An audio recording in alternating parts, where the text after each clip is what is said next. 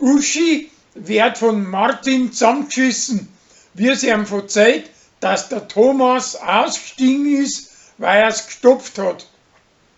Danach entschuldigt er sich und gibt sich selbst die Schuld dran und möchte nicht, dass das neue Bier einen Bierpreis kriegt.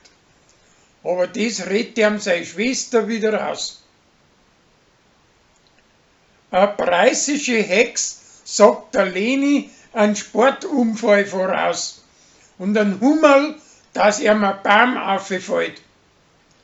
Das trifft sie nachher alles auf, aber auf eine harmlose Art. Der Michi mag in der Glotzen nicht mit seiner Reuden einen Film übers gesunde Fasten anschauen. Drum verzieht er sich in die Werkstatt und schaut das Bolzen an.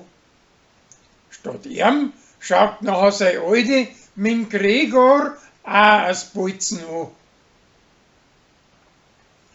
Zum Klepfen spielt der Pfarrer einen von den heiligen drei Kine. Aber der singt alle daneben und das Hummerl hat grad so ein Tor, dass er sich nicht gar zu viel blamiert. Drum schenkt er ihr danach eine Halstüche aus seiner Heimat. Kathi hat das Klump und der Wedam wird alle jünger. Und drum möchte der Chris nachher schließlich ans Spital bringen. Der preußische Kellner kennt einen Gneufrosch an und der Sarah, seine Cousine, deckt ihm und lügt Josie an. Doch die kommt ihm dahinter und sagt aber die Geschichte nicht an. Drum hält der Rolli überhaupt nichts von der Sarah, seiner Cousine, weil sie so verlogen und ausgeflippt ist.